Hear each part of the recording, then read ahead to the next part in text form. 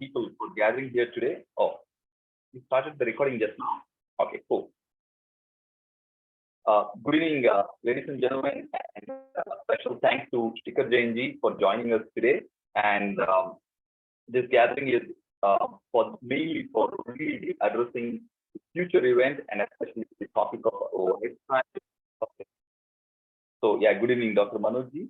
So what I would like to say is something very quick. It is such an important topic, but we are not spending enough time. Just like what Vipin has just now told, it should not be treated anymore like a topic of voluntary thing. It has become part of our life.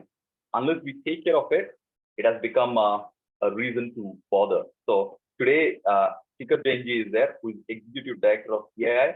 He is actually kind of a knowledge encyclopedia who has over 50 years of experience working with various industries, where he kind of designed, implemented, and integrated quality environmental health and safety and management system in over 100 individual facilities.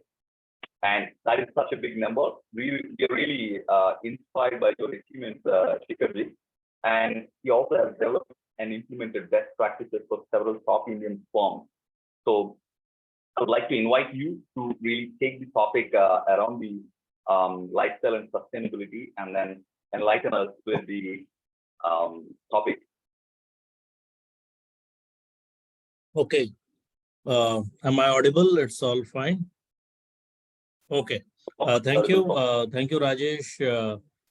Thanks to the other faculties who have joined. I think Mr. Manoj, Rajesh, you addressed. I have not privilege of meeting most of you, but it was a request from my colleagues at CII that they are doing a series of these webinars with YI, and just the topic is more passionate for me. So time was not the issue for me. It was more to address and share my knowledge from the practitioner perspective, that what as students, as YI we can do, and how we can take it forward. So presentation that I have is around life, which is lifestyle for environment. That's something that was introduced by the Prime Minister during the COP26, which is Conference of Parties. And on that, I'm building up the presentation. But it has some 7 themes which are there. And this would be good for us from the behavioral point of view, that how we can become the change agents. And I think it's more based on the what I should say, on the basic premise of preach what you practice. So if you can practice it, then you can preach it, and then it can go to others also and can have a multiplier effect. So all the students who have joined and all the other faculty members from throughout the country who have joined, I have a presentation. I will share this presentation with both Rajesh and my colleague. And if that excites you, you can further share it with your networks and all. Just give me a moment to just share my screen and put the presentation on the screen mode. I think it is visible. Okay. Yes, visible. Yeah.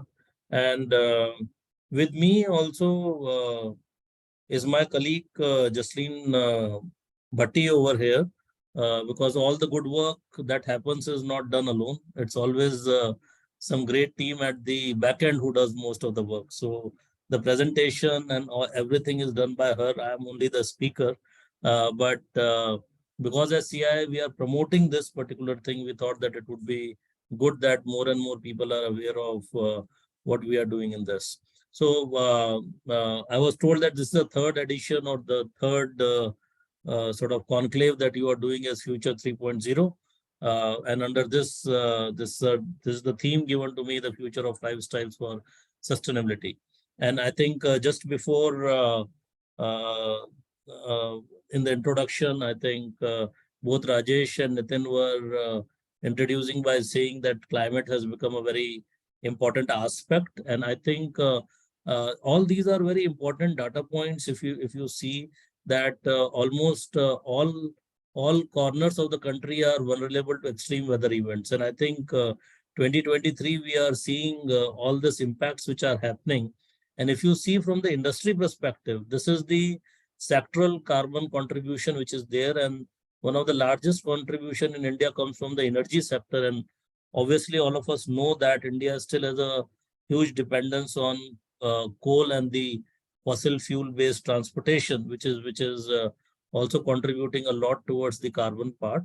And this is a global phenomena. So of course, whatever is our contribution to the mother nature, there is also the contribution which is happening from other countries. But if we see globally, the figures that government of India says that India's overall contribution to the carbon emissions is in the tune of 3 to 4%. But I think one of the leadership positions that India has taken on climate action is that although we are not a part of this problem, but definitely we want to be a part of the solution. And I think that narrative changed a lot uh, as the India's image when you go abroad. Earlier, India was on a sort of everything on the opposition side, saying that we are not a part of the problem. But at least the narrative now is that though we are not a part of the problem, but we want to be a part of solution. And I think that's a better narrative that has accepted the world across. And in doing so, there are certain measures that then government and the other departments are doing, which is good for us. And but important part for this always will remain is that how the general public gets sort of involved in this. So if you see over here in the map, all the orange that you are seeing are the drought prone areas, the cyclones, floods which are there in the coastal areas. Cyclone and droughts, flood and cyclone means what part of the country is left.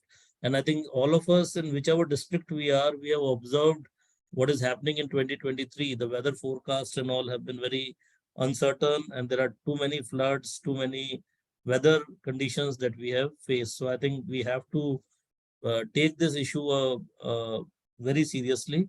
And across the world also, if we see, it's not only India, but it's 7x going to be 75x more worse in 2050. We are seeing a lot of forest fires. Very recent example is of the Greece. Heat waves in Europe, which are of huge concerns in America also. Supply chain disruptions, we are seeing a lot of flooding, infrastructure loss, which is taking place. The basements, the roads. So I think there is one important word which is now getting spoken and sort of coming up in the planning is climate resilient infrastructure. Because when we say 90% of India or 80 to 90% of the India's infrastructure is still to be built, we have a huge opportunity over here is that we can see that how this is all weather ready infrastructure, or at least what we say resilient infrastructure, so that it can take the shock loads of what is happening. Otherwise, it will be a lot of infrastructural loss that takes place. And we are seeing that in the hill states of Uttarakhand and Himachal, where the infrastructure has been built up, and then there are landslides and all which are happening, or there are some tunnels which gets clogged because of these landslides and all. So we are seeing a couple of these things which are happening across country, across the world. So the problem statement, apart from the problem statement that Rajesh discussed with me, these are the problem statement which was discussed by Government of India at the international level. That one is, according to NASA, the atmospheric carbon dioxide has never been more than 300 parts per million in the last 800,000 years. But today it is going above 420 ppm. Meaning of this is that the chemistry, the science of atmosphere is also changing. And I think this is something that the sort of meteorological scientists are very careful of, that we should not end up its situation going so worse, because the reversible of anything of the atmosphere is not possible. And the impact also is, one of the problems is the ice sheets which are across Himalayas are also getting shrunk 10 times faster in past 4 decades than in the last 7 centuries. So I think what used to happen in the century is happening in the decade. So this is also one of the problem statements. Other is global sea level rising, which is predicted to rise 2 to 6 feet by 2100, according to NASA satellite data. And I think even because India is a coastal or a peninsular country, I think we have a huge sort of risk which can come through the sea level rises. And according to Swiss RE, which is a think tank research organization, the global economy could lose up to 18% of GDP by 2050 if no climate action is taken. I think these are some of the larger problems at the global level. That's not the India level, but at the global level. And that's why I think the key message had been from the global fraternity and also to each one of you as individual is that we must act now to avoid the impending climate crisis. And one of the ways that was presented by Prime Minister was the solution to this was life. And I think this has been accepted even by UNFCCC. And I think many countries are now saying, which is also the theme of topic today is life is nothing but lifestyle for environment, and how individual can contribute a lot towards the national development by following certain things which voluntarily you can do. So today we are discussing what all we can do at the individual, at the personal level, and might be out of around, I see 122 people who have joined, inclusive of me. Some of us might be the people who might change some behavior, and might be that helps in some or the other way. So it might be a drop in the ocean, but it is good at least that we start somewhere. So this concept was introduced by Prime Minister during COP26, which is Conference of Parties 26, which was in Glasgow. India led global mass movement for mindless or mindful and deliberate utilization. So we do not want to consume everything within the same generation. So I think that was that mindless consumption part which is going on and across the world. And there is a related SDG which is called as Sustainable Development Goal 13, which talks about sustainable consumption and production practices. So I think that is where the complete concept was built up over here, that we need to be mindful and deliberate utilization instead of mindless and destructive consumption. So I think two words over here are that don't do any overconsumption. If it is not a requirement for you, please don't buy it, keep the things for future and all. But be mindful and be thoughtful when you are doing this utilization. And it was also what was introduced during the COP26 was again taken as a cover page item of COP27, which is where the world started accepting what was proposed by the Prime Minister then in 2021 and endorsed by COP26 in Egypt. And then this life also what we did in India was it became a part of which is called as nationally determined contribution, NDCs, which are submitted to UNFCCC. And that's where it propagates a healthy and sustainable way of living based on the ancient Indian traditions and value of conservation and moderation.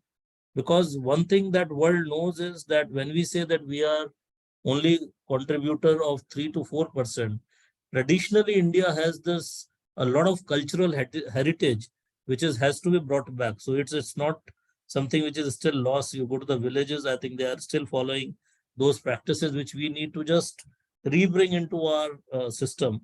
And life highlights Indian traditions and love for nature and draws up this to nudge individual and community behavior. I think that's the important part.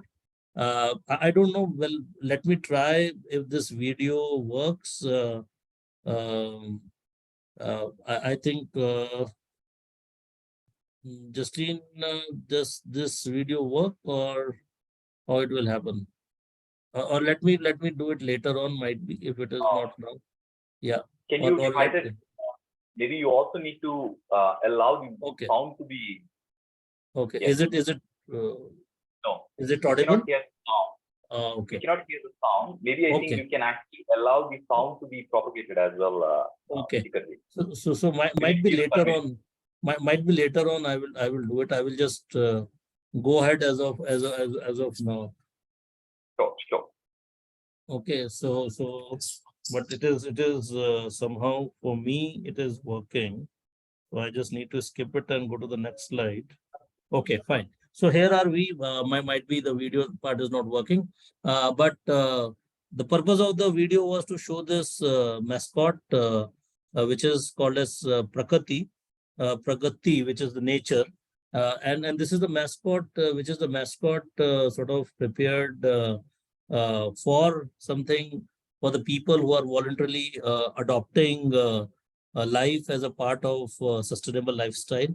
So my question to most of the audience or the students or the participants is might be in the chat if you want to put how many of you even know about this mascot Prakati.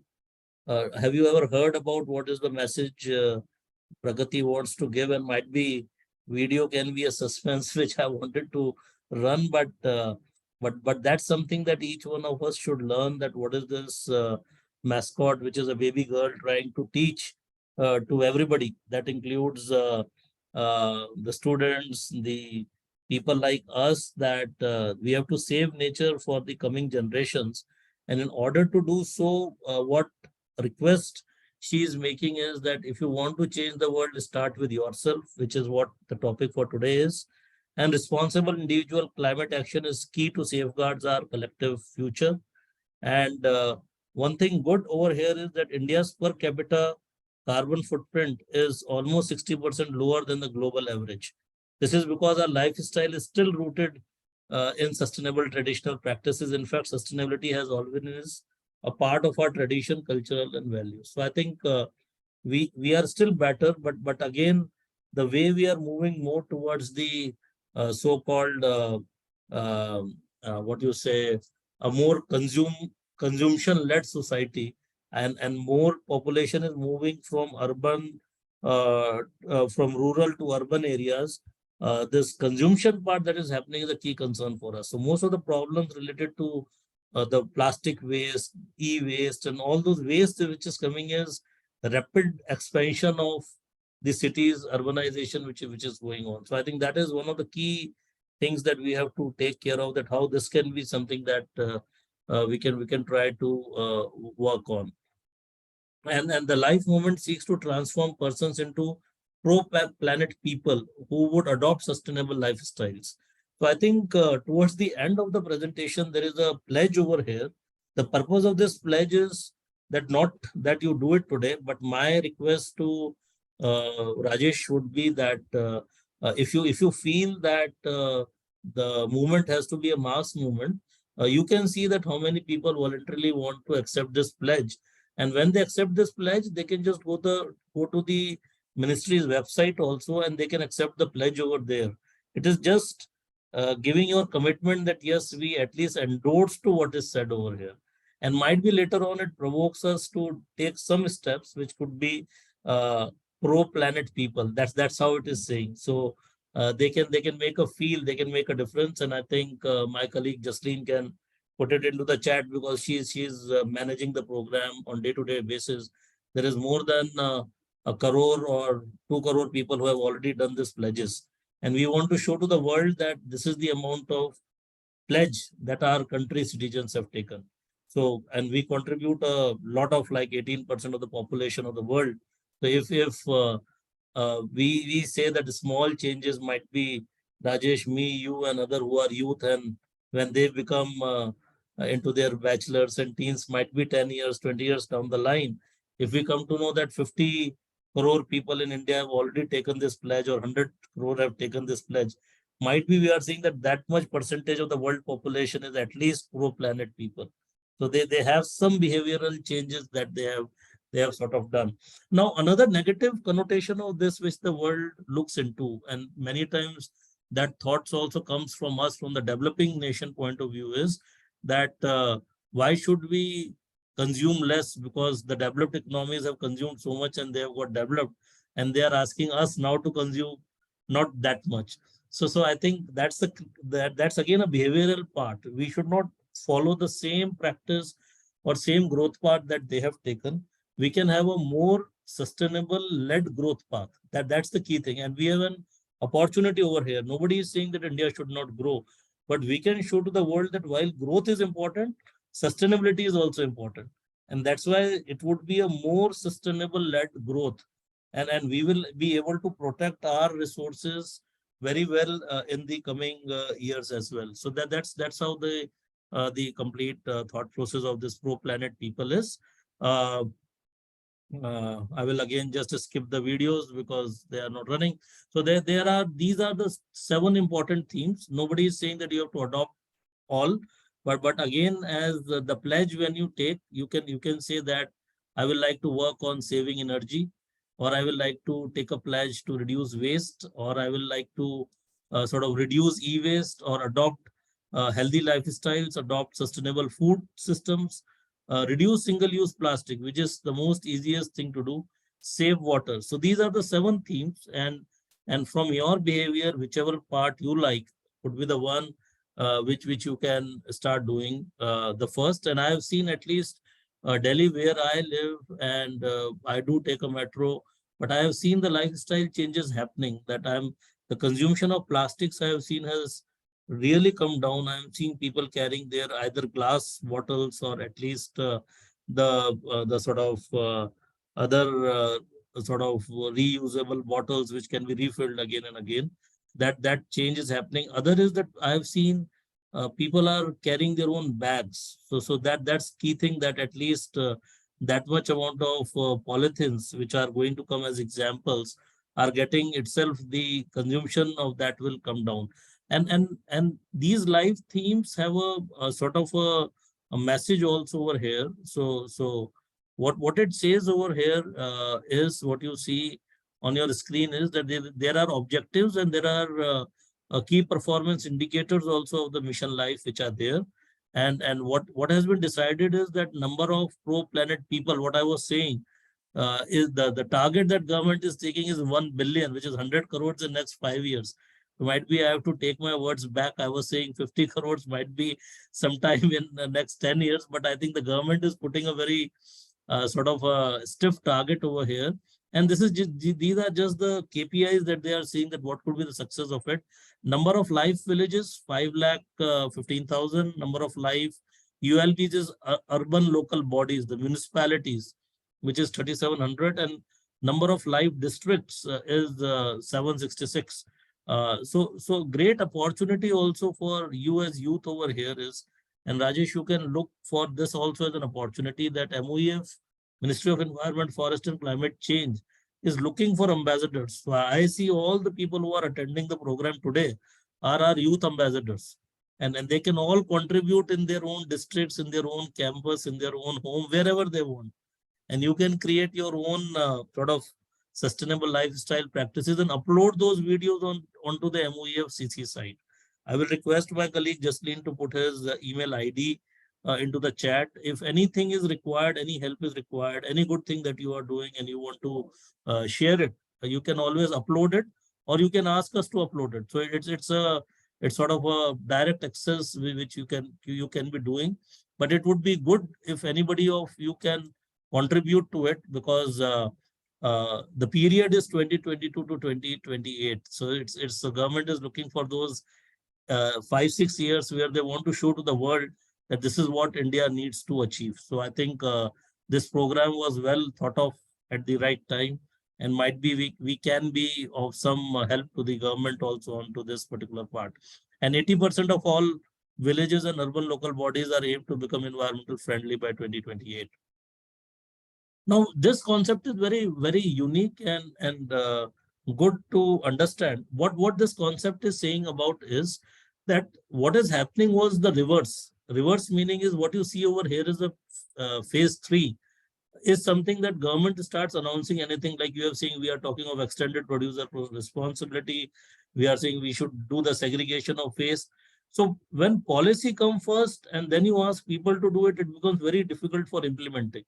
So what with life mission government is proposing over here is that phase 1 is change in demand, meaning that if I as an individual want to adopt environmental friendly lifestyle, I am nudging individuals across the world to practice simple yet effective environment friendly actions in their daily life.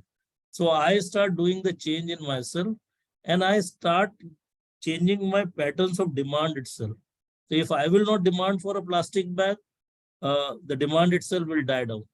Now, what will happen is that so this is demand-based thing. If there is a change in demand, then it will change in supply also. If I am not demanding it, because everything that will come up as a resource is if I demand it. If I don't demand it, then the supply is not going to come in. But the moment, so what will happen is that if the individual stop asking for sort of extra resources, it will change into the supply part, because then they will see that the demand is already coming down. And this we are seeing in many things. Of course, with the digital part, we have seen how the change in demand is paper is gone. Means how many times now you are printing the passbook. Any one of us is going to the bank and asking that, please print that passbook. The change in demand is there. Nobody is going today. You, even if you have to download a statement, you can do it yourself. So what happens is that when there is a change in demand, the change in supply happens by default. So if you see, most of the banks are now phasing out all the printers and all, because earlier it used to be utilized so much. There used to be so many passbooks and all. And one good initiative I liked yesterday, my wife went to the post office and they said that if you want to open a new account, we will charge you 1,000 rupees if you want a passbook and a checkbook, but we will only charge you 500 if you do it digitally. If you don't need a checkbook and a passbook and you can maintain your record digitally, then we will just ask you to have it 500 rupees only, which is a good initiative. That why do you need a checkbook or a passbook, because everything can be maintained digitally. So that is how the change in the demand leads to change in the supply. And then change in supply is going to influence the change in policy.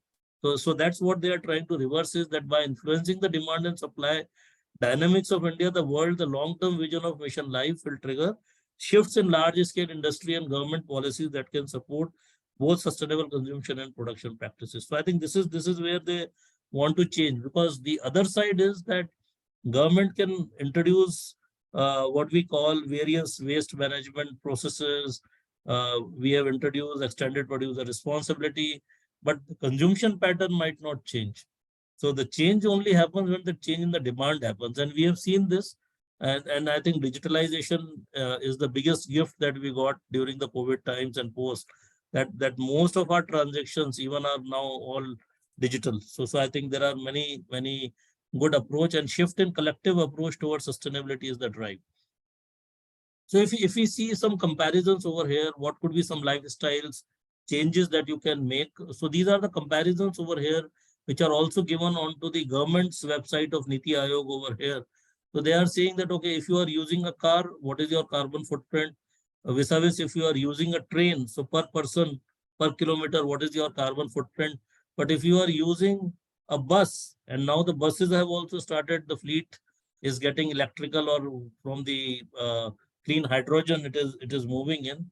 So what is impact over here is that if last mile connectivity could be improved in India, I think most of the people, why there is a behavioral change is they want to go from point to point. So if I start from my home in the car, I reach my office by car. But if I have to use a metro, I have to go somewhere, stop my car, then use a metro, then go. So at least first step, we have done that change. Many people in the urban cities, at least they are driving their car to the metro station only, and then they are taking the metro.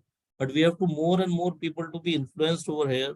We have the low sort of carbon emitting technologies in the bus, in the battery storages which are coming, e-trucking solutions are coming. So today everything can be tracked through these websites which are available, and you can calculate that, okay, how much is my vehicle contributing towards the carbon emissions. Similarly, over here, means of course, it depends upon which floor you live. Staircase instead of elevators, which can be good for health also, but because you guys, the audience of this is youth, so I said, Jasleen, that okay, we can keep it. It is not for senior citizens and others. Means if they want to use elevator as a part of the lifestyle, they can. But again, the thing is that 10-15 years back, I think elevators did came, but I think not that many people were using it. But now today we have the high-rise buildings, where by default you have to use the elevators. But there also I am seeing in offices, at least there is one good thing which is coming, is that at least the elevator, if you are going from 4th floor to 5th floor, it will skip it. So they are keeping some nowadays some change in the what you call the settings of the lifts. So first floor, second floor, they're preferring the people should at least take the staircase and all. So I think there are improvements which are happening from the point of the staircase. Then switch off the vehicle engine across red lights and crossings. So the key thing over here was that earlier we didn't have these data points, but today we have this data points which various institutes are sort of calculating. Like I showed earlier, Niti Aayog has a tracker. This tracker is by PCRA, which is the Petroleum Conservation Research Institute or Association. They are seeing that how the vehicular pollution can be reduced and how much does turning off the vehicle at the signal can save around 250 crore rupees of fossil fuel in India. It is a small figure, but still 250 crore is also good. Means at least if we can save that part. So small things can have a lot of difference, and I think the same thing, 2 liter per hour, how it can be saved. So all these data are available in public domain now, and most of the government agencies are also preferring it. Let's not go for a consumption-led growth. It should be more sort of the growth which is more sustainable in nature and which is more lifestyle oriented. You should feel that yes, I need to conserve it. Otherwise, this is not going to go a long way. And I think I'm just reading chats. So also there are some comments which are coming over there, and I think I accept all the comments which are coming. The blended part of the fuel, the government creating more awareness.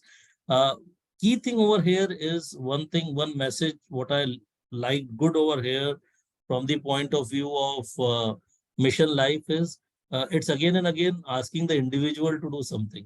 So for an hour, if we assume during this session, we do not ask government to do anything, we are asking here ourselves to do something. That something that we do will definitely contribute a long way. Okay, government will take its own step. So I think I'm going back again to the same slide, which I like the most is this slide, that the purpose of the complete life mission is phase 1. And my request to Rajesh, you and your colleagues from YI is that if we can introduce phase 1, which is change in demand. If I do not demand a plastic bottle, the supply itself will come down. And the supply itself will come down, will propose the policy where they will take an action and say that, okay, this thing is totally phased out now because it's not in demand. People don't want it. Why do you want to supply it? So I think there are various examples as we move along. There are examples of water scenario in India. That is another part which we are seeing. And then again, this is all data research thing that 600 million people, which is almost half the population or 40-50% of the population, face extreme weather stress. India is also becoming the home for world's largest extractor of groundwater. 74% of the sources are contaminated because of the various type of pollutions that takes place. So I think the scenario of water is also very critical over here, that how much is the fresh water resources that we have to safeguard over here. And I think water being the important issue, this is the water scenario in India. We have seen that how the groundwater is getting depleted, surface water polluted. Industries, of course, are growing. It will increase the demand. Water requirement is increasing. Recyclability, again, we have to look into it. So I think more and more new industrial areas which are now coming in, and this is what Niti Aayog is also very thoughtful of, is that how the wastewater can be recycled. So it's many municipalities now are coming forward, and they are seeing that how this what you call sewage treatment sewage treatment plants, the water which has already been treated can be used by some nearby industrial area, so that the industrial area do not consume the fresh water resources. So I think these are some of the things which are going on. And another important issue in India is the quality of water, because it has been seen that because of the some sort of pollution which has not gone in a controlled way, have also exploited some of the resources of water, which is the fresh water resources we have polluted. So one is pollution you have done by using the fresh water, but it's a criminal thing that if you discharge your untreated water and it pollutes any water body, that's more of a crime, I should say. So I think the quality of water is also very important part. Health issues are increasing because the key thing is that if environmental issues are not managed or controlled the way they are, they generally gets converted into the health issues. And I think what is in Delhi, in the national capital region, we are seeing that if the air quality gets haywire during the winter season, this leads into the health impacts. And I think the health record shows that in last 2 decades, the cases of asthma have increased a lot in many of the metro cities, including Delhi.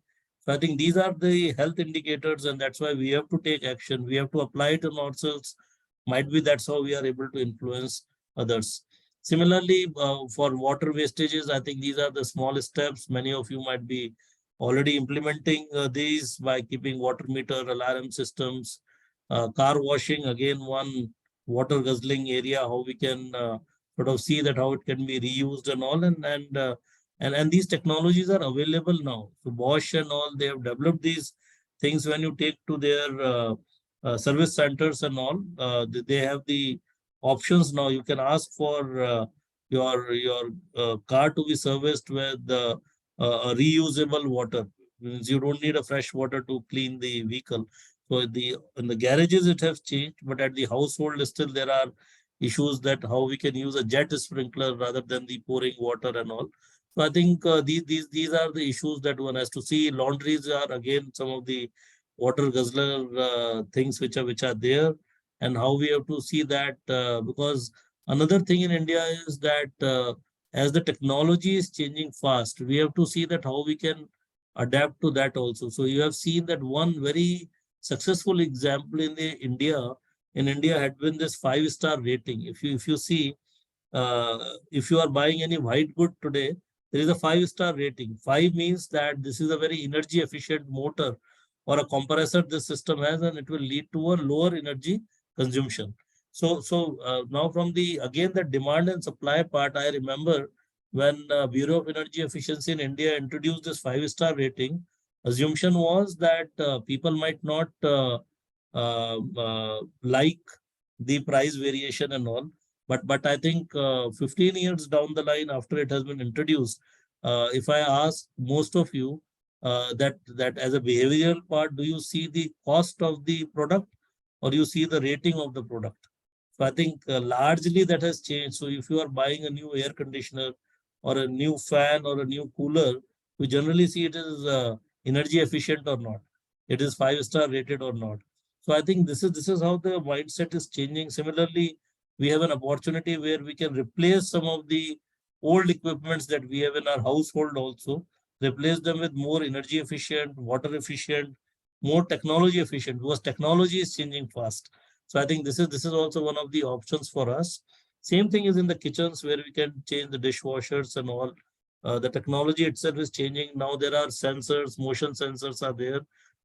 These might be expensive, so that the one has to be cost sort of sensitive to these part. But these examples are there, and I think a lot can be done with these type of changes.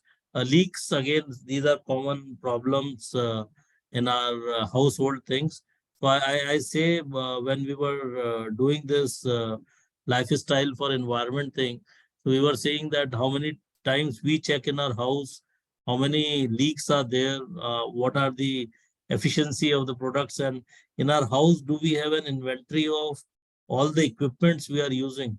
So if you make an inventory in your own house, you will find that at least every member has a mobile phone now. We have one television, two televisions, depending upon how much is the lifestyle we have. So on an average, for a 4-member family, a nuclear family, there are more than 40 to 50 gadgets. That includes your dishwasher, includes your television, include fans and all those things. So if we can have an inventory of all the things and see that how we can apply energy efficiency to this, or we can go for a solar rooftop and all. So I think this is slowly, and I think one good thing that the schools are doing nowadays is that as a part of the the vacation homework to the students, this is something also which can be given, that in your house, what all could be changed, what all could be the savings, where are the leaks happening, what is that you can save from the running taps and all, and how we can reuse many things. So I think this is all a drive which is taking place. This is one thing. The electronic waste, India is becoming a big dump ground of it. And key thing over here, and that this is something to learn also, is that these are all the legacy waste which is lying in our country. So how do we sort of landfill it, or how we can reuse it? I think this is one great problem area which is there. And I think this again, from linear to circular economy, is something that we have to see, that how we can sort of uh, discard it in the areas where it has to be, like what we have done with the cartridges. If it is an electronic waste, we can collect it, we can send it to the e-waste recycler, process it, recover it, and some part of this recovery can be reused in the production process. And I think that's where now India is moving through, that instead of the linear economy, we have to go more towards the circular economy. What could be collected, processed, recycled? We have to look into that. And this is the e-waste scenario in the country, which is again sort of very sensitive issue over here. And if we see over here, this is the amount of e-waste which is getting collected, dismantled, and recycled, disposed. This is the amount of e-waste that we are generating, and it is improving on year basis. And I think that's one sign that we have to see, that how we can reduce it. But this is largely the old legacy waste which is lying in our households, and definitely coming into the recycling now. So I think this is one again great area that we need to look into, and how we can contribute. I have seen that many educational institutions, many schools have started this recycling program also, and they have some e-waste boxes, where I have seen that many NGOs are now promoting it. And because I know that many of the youths who are joining the session today will also be the entrepreneurs of tomorrow. So I think the waste management itself is becoming a very big business for the new startups. So if you Google search that how many startups have come up in the waste management area, you will be surprised. In the last 3 to 4 years, there are more than 10,000 startups which have come up.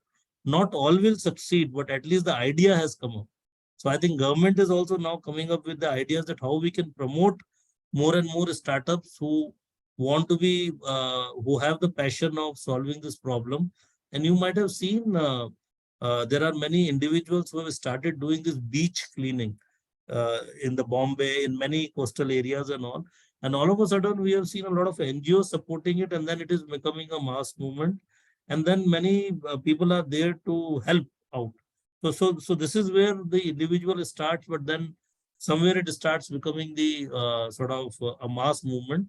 And then it has been tied up with the the startups and all, which are saying that, okay, we can reuse, recycle this amount of waste, and this is what we can generate out of it. So I think the waste to wealth program and all, so they are very effectively running it. It just needs a thought to seed these ideas.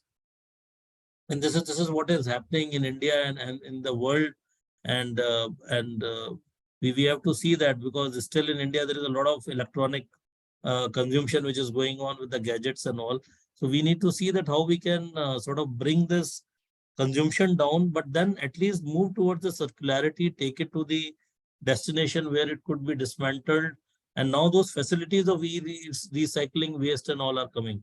But there is a catch over here, which I was just talking to some experts, that we need to make India a circular economy, meaning that we have to see that how effectively this material can be recycled and reused as a part of the production process.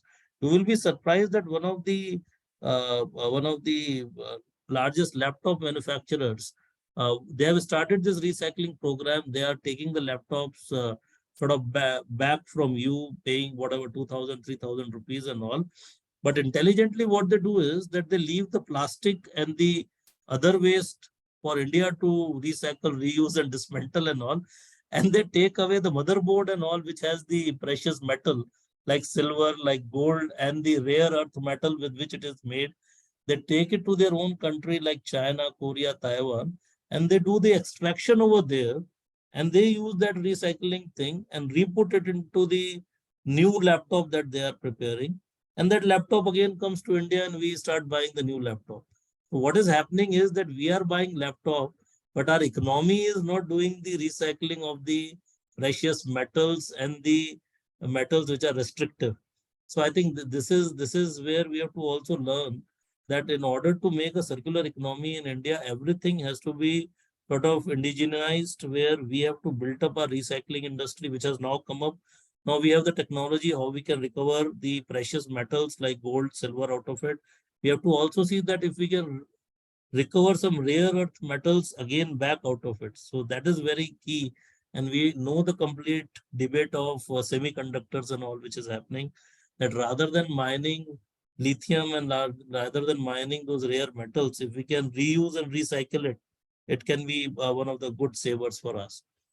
Then there are challenges for reducing e-waste. Then more and more knowledge has to be created. Let's change the theme, reduce e-waste out at your offices, at homes, at the schools. Of course, we have to create more awareness and all. The third aspect, which is damaging aspect, is the plastic waste. So in our lifestyle changes, we have to see that how much is the plastic that an average Indian is using, utilizing.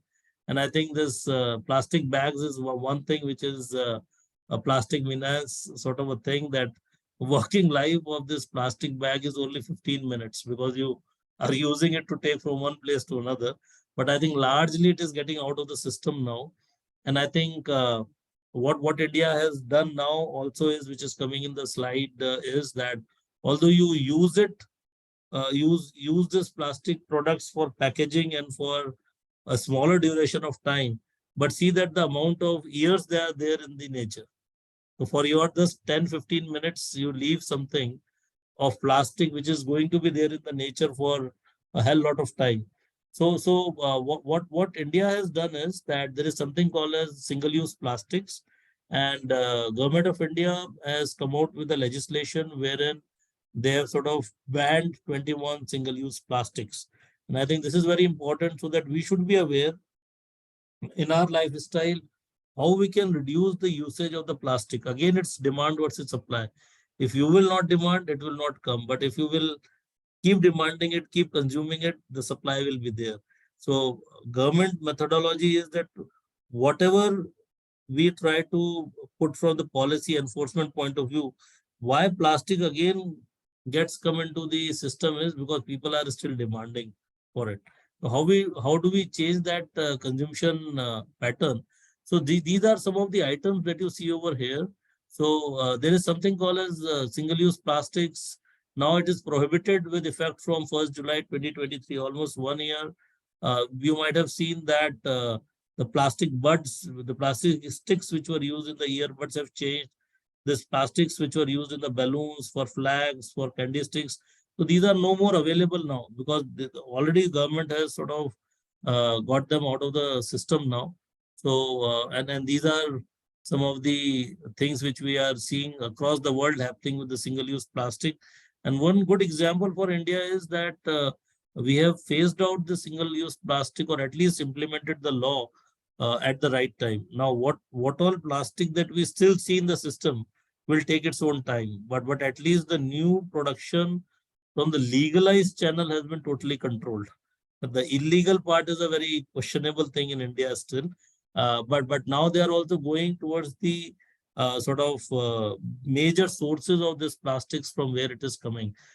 So key thing over here for us to learn is that what is the true impact of mission life is that by switching off, one is the electrical part, how we can consume less energy, or we shift to the renewable energy mode.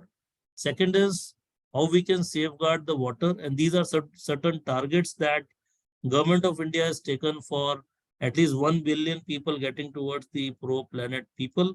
How much is the amount of solid waste we can reduce? What is the amount of e-waste we can reduce? And what is the amount of food waste that we can reduce? These are some of the major targets. And I think each one of you can sort of contribute a lot into this.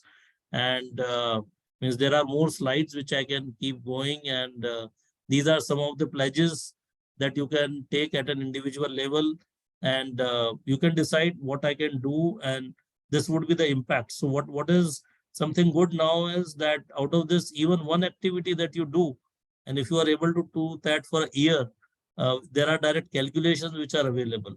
Okay, so you can see that, okay, this is what the impact that we have brought. And then this is the last slide, which talks about the Mission Life Pledge, which is both in English and Hindi. And my request to Rajesh is later on, not today, but today was more a general awareness session for the people, that some thought-provoking things, that what they can do, what they can take it forward. And if they are ready to take this pledge and become the pro-planet people ambassador, they are most welcome.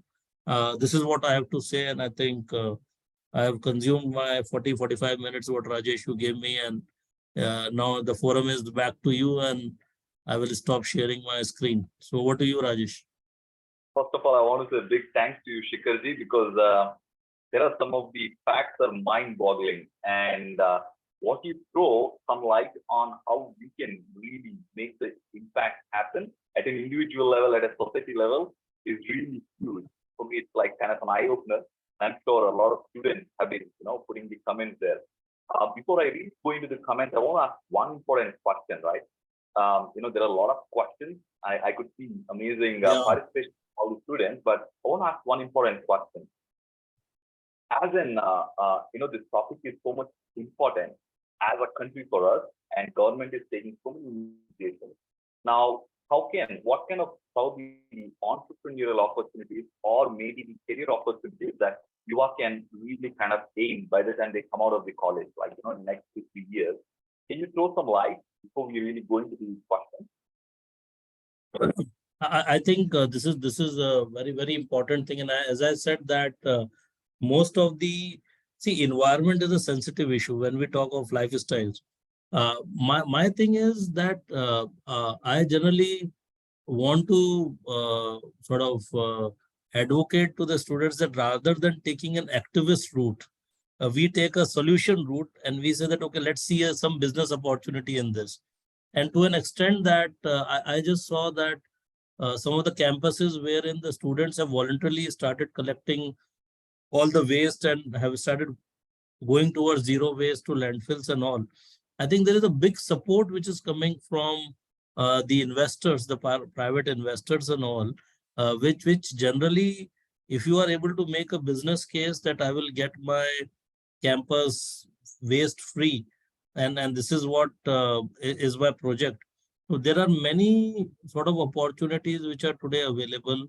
And if you, and I'm seeing in the text, of course, the purpose was not today from the solution point of view, but definitely if you are coming out with some innovative ideas, you can take your own patents for this. But waste management by itself has opened the doors for so many entrepreneurs. Means I know from my office, many people who have left from CII, they've started their entrepreneur journey on the waste management and all, and they have succeeded a lot. And I think most of the brands today are looking for these ambassadors who can take care of this. Say, for example, if it is plastic recycling and all, most of the brands, I don't want to say any one particular beverage brands and all, they need brand ambassadors who can help them in recollecting this complete sort of things back, and do this recycling into a scientific way. And then governments have the scheme, which is also led by like PLI schemes and all, wherein they are giving you seed money for doing this innovative steps that you can. And then there are some waste recycling coupons also. Machines are there, you put that into the machine, you get a coupon out as a discount or something. So I think these are some small things, but definitely if you have a good project, what CII can help, what you think can link is that we can link you to those corporates, which can at least fund those small projects in the range of 1 lakh to 10 lakh rupees and all. And then more and more people can get added to it. One is that it at least pays some incentive to you that, okay, I have done some labor and this is what is there. but that will start some entrepreneur things also coming to your mind that this is what I can do. And I think AI, the artificial intelligence, and those type of things are also coming a lot today. So if it is a street light, I think we are seeing that all of them are going LED, how these things are getting transformed.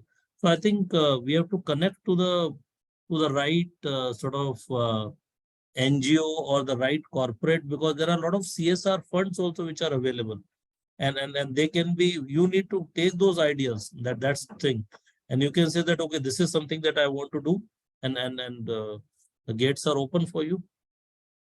Yes. This is what I I will think say. Yes, absolutely. I think just to give the summarizing of that particular point, I just want to say that number one, waste management is on top of the list where people can really look into what kind of opportunities are there and take advantage of the strength of YI and CII on how they can connect with the right corporates or NGOs who can actually fund the project.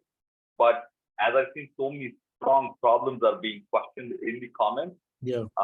Probably, it is encouraging for you guys to see what could be the possible solution and then convert that into business, just like Shikhar said. I think we only have 2 more minutes. Should I actually kind of ask questions from the comments? Is it okay, Shikhar? Yeah. It's absolutely fine. Another important part is that what both Niti Aayog, Ministry of Environment and Forest, and they have been asking CII also to do is that we are doing a lot of competition. The ideas, hackathon and all are going on. Do participate in that, because once you start participating in it, to the 10 best ideas, we are giving a lakh rupee for best ideas. So my own colleague was looking for some ideas on the plastic waste management and all. And he was surprised, out of the complete, such a huge country, only 260 application came and only 36 could qualify, a small number to start with. So there is an opportunity. People are not coming to it. The government is trying to create that type of a sort of thing.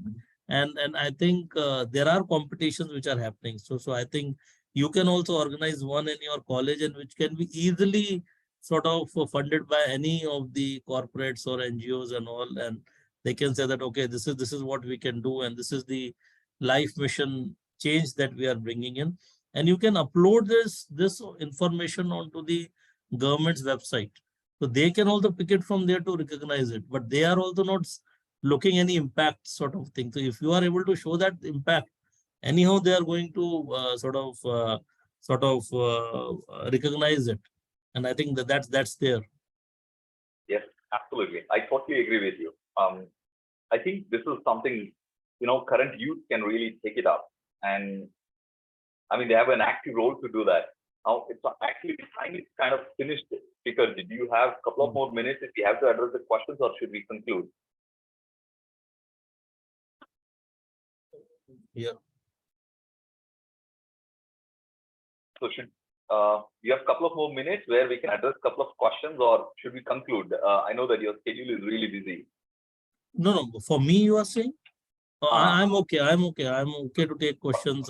It's okay. 5-10 minutes. It's fine. Okay. Thank you so much for explaining that. So for the students who have actually asked questions, some of the questions are already answered. So I'm excluding them, and I'm asking questions which possibly are not addressed yet. So Sriharini from Dindukkal, Tamil Nadu. In our rural, nobody aware of sustainable lifestyle. First need to advertise what sustainable lifestyle, and then only sustainable lifestyle is 100%. Without an awareness, no one can change. So how can we achieve that? Question from Sriharini. I think one good thing, again, I have connected you to my life ambassador Jasleen over here. By our request, what ministry has done is, in order to create the awareness, the video that I'm not able to share with you guys is that they have converted all this information into 13 regional languages. So you get this information in Tamil and Telugu and various other Gujarati, Marathi languages across the country. And you can easily take it along. Another important part is the WhatsApp.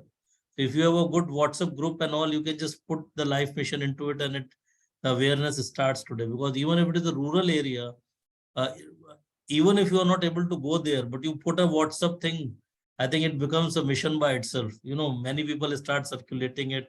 these are the good examples and also. So you can become a change. You can post some videos in your name also as a lifestyle ambassador, and you can easily you can see the hits that will come on Instagram and all. If it is one good idea you want to do, and the rural people are also tech savvy now, so we need not go to them. Use the power of digital technology and all, and then they will start using that particular part. So these are also some of the things that we can reach to them if we create some good local content. And there is a lot of local content which ministry has already made. Need not to spend your money on that. It's only the messaging that needs to be reached to the mass audience. And I think that's why I like this sessions, is that at least if even out of you 1% will do it, it will be a good saver for us. Absolutely. And nobody is better positioned than the current youth, right? Who can really use the technology and then kind of make it viral, because amazing things that youth is doing right now. So this is an answer for you. You can actually become the change and start spreading this awareness with the technology alone. And the next question, Lavina Jain from IIS University Jaipur. She says, how can fast-pacing population growth and slow-pacing sustainability move hand in hand? Yeah. So I think one thing is important is, and I saw many questions on SDGs, Sustainable Development Goals, which are there. I think we have to match it. You are correct in asking that question, that how this leads towards the sustainable development indicators and all. So I think that's why now the government calculator which says is that once we come to know what has been the impact of this. So in the government thing, nobody is asking them the impact, but that's where we want to see in the lifestyle change, that if we say we declare our campus as a water neutral campus, carbon neutral campus, I think we can show the impact and say that these are the SDGs we have impacted. And I think in India, you have seen the example of the smart cities. And many a times I am surprised that why Indore is a metropolitan city in Madhya Pradesh. If you Google search for last 5 years or 6 years, it's only Indore which is getting #1 position in a smart city. So people think that it is government initiatives and all, but it is not government initiatives, it's the behavior of the people. So there the behavior of the people itself has changed in last 5 years. And now it is the competition that the people have taken there as a mass movement, that we want to be #1 always. So there is no next city to it which is coming even nearby. So even the assessors who go for that are somewhere seeing that why, what is there as a cultural change that has happened in Indore. So my request to all of you is that if you want to physically verify and see the evidence, talk to any of your friend in Indore. What is the lifestyle change they have done in the campuses, in the city, how the things have changed over there now. Now, what has happened because of that is that there is a lot of investment which has moved towards Indore. So it has also become the carbon neutral sort of municipality.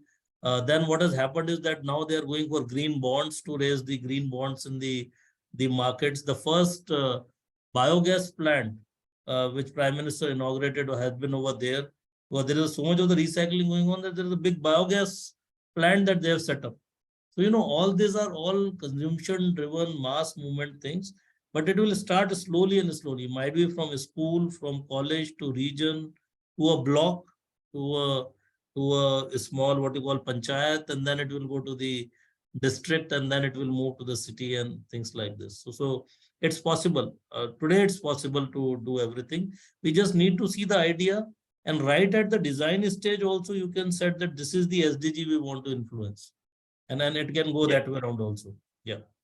Yeah. Oh, thank you so much. I think one last question from Jamshedpur. If you want to reduce the demand for plastic, best way to do it is provide them with alternatives. So is there any alternative which is cheaper than plastic? Good part. So there are a lot of plastic packaging alternatives which are coming up. Even CII is working on that particular part. And that is an alternative new professional industries which will be coming up as the solutions for this. So nobody is saying that don't use the plastic, because there is a problem.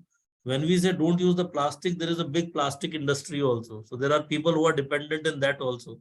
So as CII, we are very cautious to say that don't use the where the plastic is coming is the problem of the plastic waste management. The problem is the plastic packaging not getting picked up and not coming back into the system. So what we need to ensure is that what are the alternatives. So today, there are compostable plastics which have come up now. There is a research going on of biodegradable plastics. But the key thing is that I am not recommending compostable plastic and biodegradable plastic till the time we have the compostable infrastructure. See, if I have to throw it, I have to throw it at a place where it will get composted. So you need to have that culture only where it has to be thrown. In the biodegradable plastic, again, you have to see that that culture needs to be an ambient culture in which it could be thrown. So that type of awareness has to be created for the solutions, but it is coming. At least the solutions are slowly and slowly getting developed. Of course, we can replace plastic packaging from many other things. And I think, again, we are going back into the circular sort of thoughts where we are going again back to the tiffin boxes. We are going back to the wooden cutlery and things like that. There are many soup spoons which I have seen nowadays, which have come up, which are made of the millet type biscuits type of thing. So once your soup is over, you can eat that spoon. So, so that's how it is. It is all getting developed and alternative professions are coming up. So you can develop something which is a replacement of a plastic, and you can say that this is the new thing that we can introduce. So there are solutions which are there. Might be not in 1 or 2, 3 minutes I can answer those things, but if you research, send us email, we can help you, connect you to some people who are doing this, and it's a business opportunity. Don't do it just for the sake of change in the behavior. It is definitely going to lead into the mass movement and the solution also. Wonderful. Yeah. Thank you so much, Shikhar ji. Just to summarize, first part is, be part of the solution. Be part of the solution if you want to really make the lifestyle as a sustainable thing. Yeah. And there are so many options available, but be part of the solution as a business. It's a possibility. And like Shikhar ji said, there are so many other, what I would say, like governmental initiatives where you can take part. And if you want, you can also be part of this entire project, the future, and then connect to your mentors within your chapter who can connect you to the respective right corporate, but opportunity is huge. And that is the summary. And thank you so much, Shikhar ji. Your knowledge, as I said, it's like an encyclopedia. You have really given so much of information, which is thought-provoking at the same time that has given us an understanding about this topic. So thank you so much for your time. And I want to say thanks to all you amazing viewers. Any questions that are not addressed, please sorry for the limited time, but we will see if we can address in the YouTube. Yeah. No, we will just send us those questions. Might be we'll attempt to respond to them. So there is no running back from the one-side communication, but it was more through the awareness creation. So that was the more fundamental part of it. Fine. Yeah. Thank you, Shikhar ji. Thanks. Yeah, thanks so much. For your time. Yeah.